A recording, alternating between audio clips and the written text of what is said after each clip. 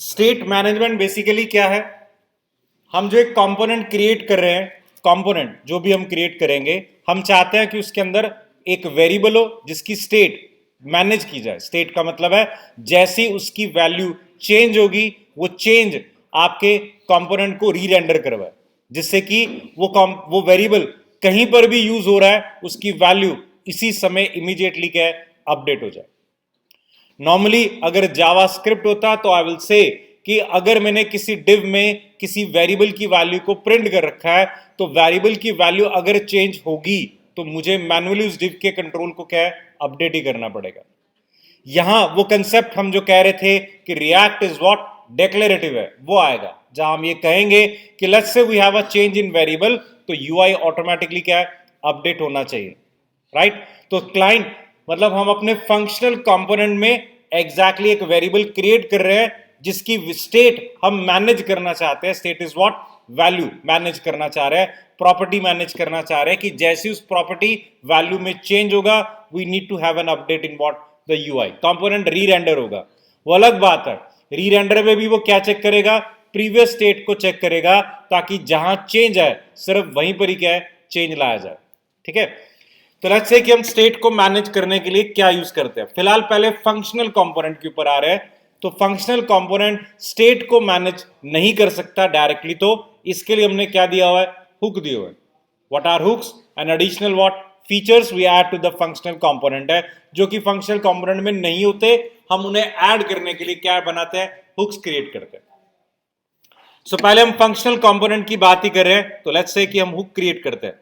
सो मैं एक नया कंपोनेंट क्रिएट कर रहा हूं और लेट्स से अभी फिलहाल हमने उसका नाम रखा है लॉगिन TSX है। So login TSX।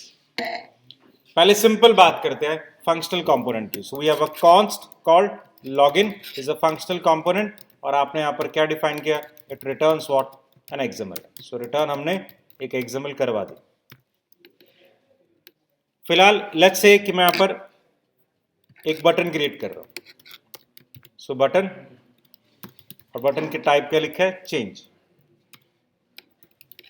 I will से export default and what, login.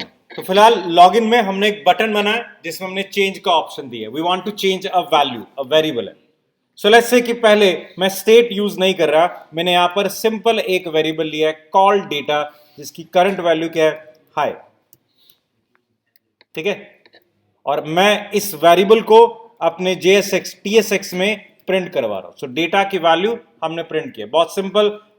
हमने पहले भी किया था कि एक वेरिएबल की वैल्यू को TSX में हमने प्रिंट करा, बस अभी इतना ही।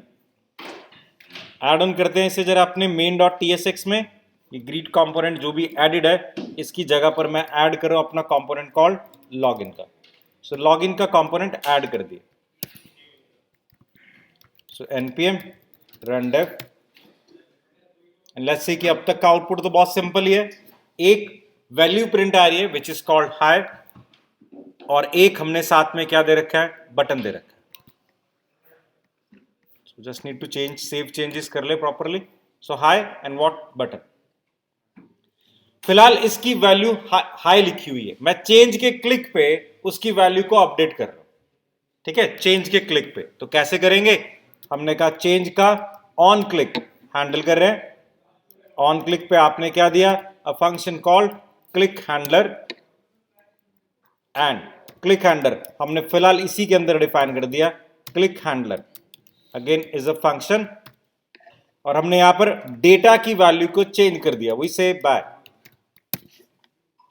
सो फिलहाल डेटा की वैल्यू हाई थी और आपने बटन के क्लिक पे वैल्यू को चेंज कर दिया, दैट इज कॉल्ड बाय कर दिया। बट क्या हमारे यूआई में फर्क आएगा?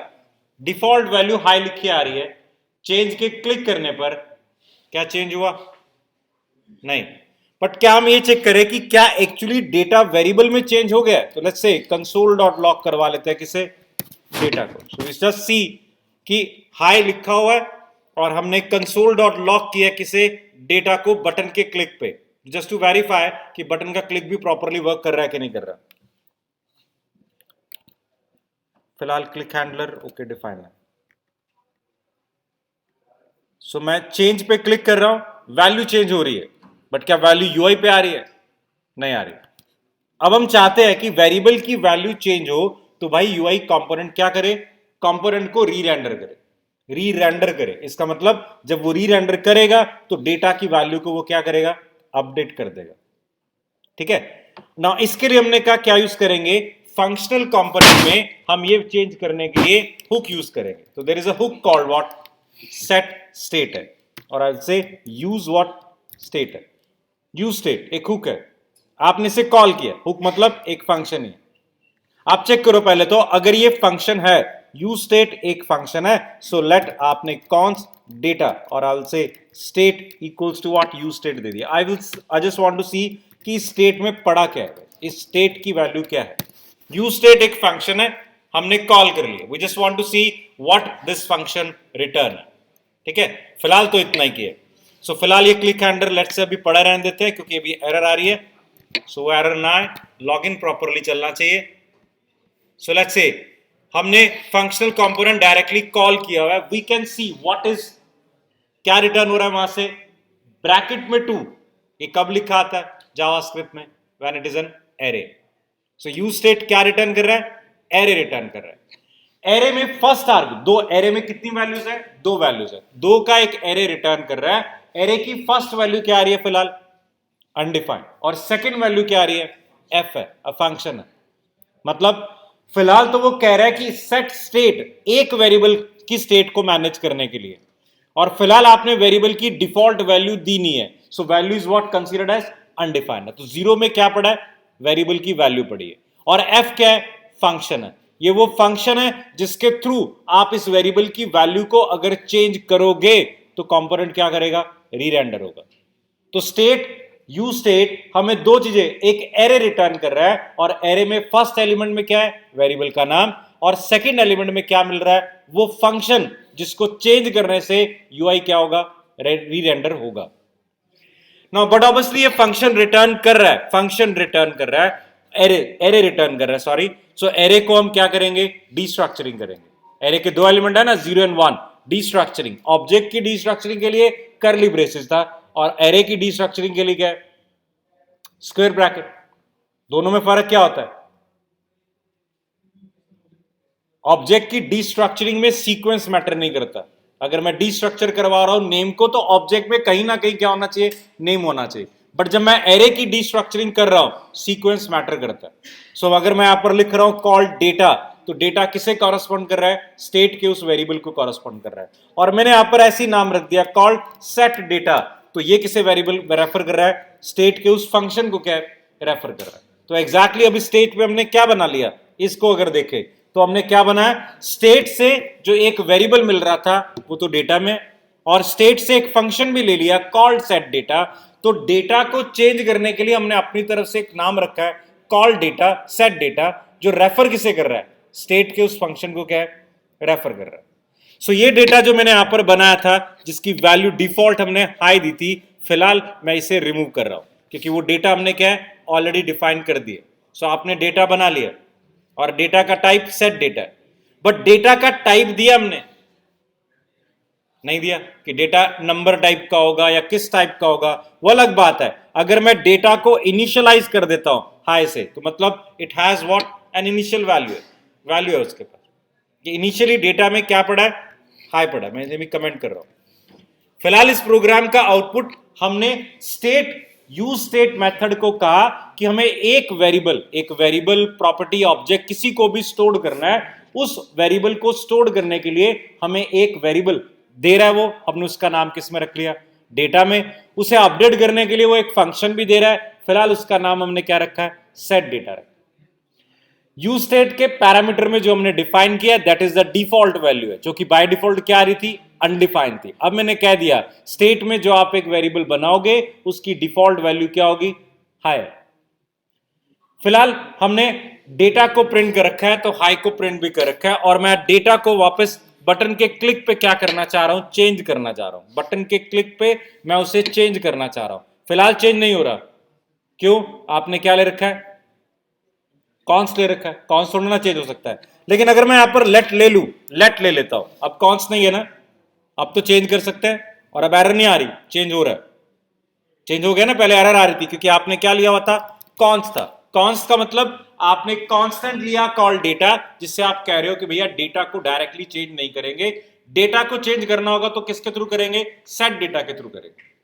और लेट ले लिया तो मतलब आप वो कह रहे हो कि भैया मैं डेटा को भी डायरेक्टली चेंज कर सकता हूं, कर लो।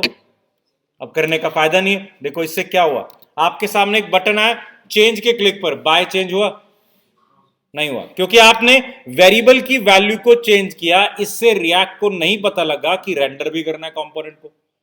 इसीलिए जो स्टेट के अंदर वेरिएबल मिल रहा था, हम नॉर्मली उसे क्या रखते हैं, कॉन्स रखते हैं, ताकि गलती से मैं अगर चेंज करने जाऊं भी, जैसे कि मैं अब चेंज कर रहा हूं, वो एरर दे रहा है और वो इंडिकेट कर रहा है कि अगर लेट से आप चेंज कर भी लोगे तो क्या फायदा यार, कंपोनेंट तो रेंडर नहीं हो पाएगा ना। अगर आप चाहते हो कंपोनेंट री रेंडर हो और डेटा की वैल्यू को चेंज करना है, तो मेथड क्या रखा है हमने, नाम सेट डेटा है। So let's say set data में अब हमने क्या डाला है, बाय डाला। सेट डेटा, डेटा वेरिएबल की वैल्यू को चेंज भी करेगा और साथ साथ कंपोनेंट को क्या करेगा, री रेंडर भी करेगा। So now I can say by, यानी डेटा की वैल्यू चेंज हो रही है, I can check that. Let's say console dot log कर रहा हूं डेटा को, तो डेटा की वैल्यू चेंज भी हो रही है और यूआई में भी क्या होगा, अपडेट होगा। सो नाउ चेंज के क्लिक पे बाय आ गया, चेंज हो गया। हाँ जी क्लियर। बट एक डाउट आपने फिर से ध्यान में नहीं दिया, कंसोल में क्या प्रिंट आ रहा है, वो तो बाय नहीं आया ना, जबकि हमने कंसोल में क्या प्रिंट किया था, सेट डेटा, स्टेट वेरिएबल की वैल्यू को चेंज किया था और उसके बाद डेटा को क्या किया है, प्रिंट करवाया। बट क्या हुआ, डेटा चेंज नहीं हुआ, लेकिन यूआई में चेंज हो गया, क्योंकि सेट स्टेट, स्टेट को अपडेट करने का प्रोसेस एन एसिंक्रोनस प्रोसेस है। सो बैकग्राउंड पे जाएगा, वो अपडेट कर रहा है आपकी स्टेट को, वो बैकग्राउंड प्रोसेस है और उसी ड्यूरेशन में आपने क्या प्रिंट कर दिया, डेटा प्रिंट कर दिया। अभी तक अपडेट हुआ नहीं है, क्योंकि स्टेट को मैनेज करने का जो प्रोसेस है हमेशा क्या है, एसिंक्रोनस है। So that will go in what, the background है। तो बैकग्राउंड में ये चला गया और उसके बाद अगर आप इमीडिएटली कंसोल को प्रिंट कर रहे हो तो नहीं आएगा, ठीक है। लेकिन आपने चेक कर लिया, सेट डेटा को चेंज करने से एग्जैक्टली स्टेट की वैल्यू तो क्या हो रही है, चेंज हो रही है, और यूआई क्या हो रहा है, अपडेट हो रहा है। सो वी कैन से कि डिफॉल्ट वैल्यू हाई थी, चेंज करने पर वैल्यू टेस्ट डेटा की चेंज हुई है, डेटा की चेंज हुई है, लेकिन साथ में यूआई भी क्या हुआ है, रेंडर हुआ है। और हर बार क्लिक पे फिलहाल तो वैल्यू बाय है, तो चेंज हो ही नहीं रहा होगा। सो अभी एक चीज और दिखानी है। लेट्स से कि मैं यहां पर स्टैटिक डेटा भी लिखता हूं, मैं यहां पर एक डिव ऐड कर रहा हूं और डिव में मैंने लिख दिया this is a value, this is value, this value, यहां पर हम दे रहे हैं डेटा। सो एग्जैक्टली अब मैं डिव चेंज कर रहा हूं, तो यूआई में अपडेट क्या हो रहा है, डिव अपडेट हो रहा है। तो जस्ट सी द कोड, ये आपका यूआई है जिसमें फिलहाल मैं यहां पर चेंज करूं, दिस वैल्यू इज हाई लिखा आ रहा है, दिस वैल्यू इज हाई। आप जरा चेक करना, मतलब एलिमेंट को जब मैं बटन पे क्लिक करूंगा तो क्या चीज ब्लू हो रही है, जो दिखाई देगा कि अफेक्ट हो रहा है। ध्यान देना, बटन के क्लिक पे क्या चेंज हुआ, तो दिस इज वैल्यू तो थी, जो दिस वैल्यू लिखे ये चेंज हुआ था। आप दोबारा क्लिक करो तो फिलहाल होगा ही नहीं, क्योंकि बाय की वैल्यू तो चेंज हो ही नहीं रही, हाई लिखा हुआ है। और मैं फिर से यहां पर आके इस डिव का दिस वैल्यू और हाई, डिव के अंदर ही सारा कंटेंट लिखा हुआ है, एक ही डिव के अंदर पूरा कंटेंट है। नॉर्मली अगर चेंज करना होता जावास्क्रिप्ट में, देयर इज नो प्रोविजन कि डिव के अंदर एक वर्ड को चेंज कर दूं मैं, होगा तो भैया पूरा डिव ही चेंज होगा। अगर चेंज करना उस वर्ड को, तो उस वर्ड को अलग से स्पैन में रखो, उसका आईडी दो, उसको चेंज करो। लेकिन यहां तो मैंने डिव के अंदर ही पढ़ा है, बट जब मैं चेंज कर रहा हूं, you see the effect change कहां पर हो रहा है, सिर्फ बाय हाईलाइट हुआ, दिस इज वैल्यू नहीं हुआ। That is called what, diffing था। वर्चुअल डॉम चेक हो रहा है, प्रीवियस स्टेट चेक हो रही है, what is the previous state of this div and what is the new state of this div. Change तो सिर्फ कहां पर है, एक वेरिएबल के अंदर है, तो पूरा डिव अपडेट करने की बजाय हम सिंपल उसी को अपडेट करेंगे। दैट इज व्हाट वी से डिफिंग, ठीक है ना, वर्चुअल डॉम के बेसिस पर। सो इंपॉर्टेंट यहां पर कंपोनेंट री रेंडर हो रहा है। कई बार मुझे लगता है, हमें खुद लगता था कि भाई स्टार्टिंग में जब हम कर रहे थे यार कंपोनेंट री रेंडर हो रहा है, इसका मतलब रेंडर मेथड हमें कहा जा रहा है दोबारा कॉल होगा, रिटर्न मेथड दोबारा एक वैल्यू रिटर्न करेगा। यार मैंने तो उसमें बहुत सारा डिव बना रखा है, तो सारा ही कंपोनेंट दोबारा ही बनेगा, तो फिर फायदा क्या होगा। नहीं, सारा कंपोनेंट रेंडर जरूर हो रहा है, प्रीवियस और करंट स्टेट के अकॉर्डिंगली सिर्फ वही एलिमेंट अपडेट होगा जो एक्चुअली अपडेट होना है। बाकी ना तो बटन चेंज हुआ और ना ही दिस वैल्यू चेंज हुआ, तो वह एज इट इज क्या है, अपडेट नहीं हो रहा। तो लीस्ट अपडेशंस परफॉर्म किए जा रहे हैं वर्चुअल डॉम के ऊपर।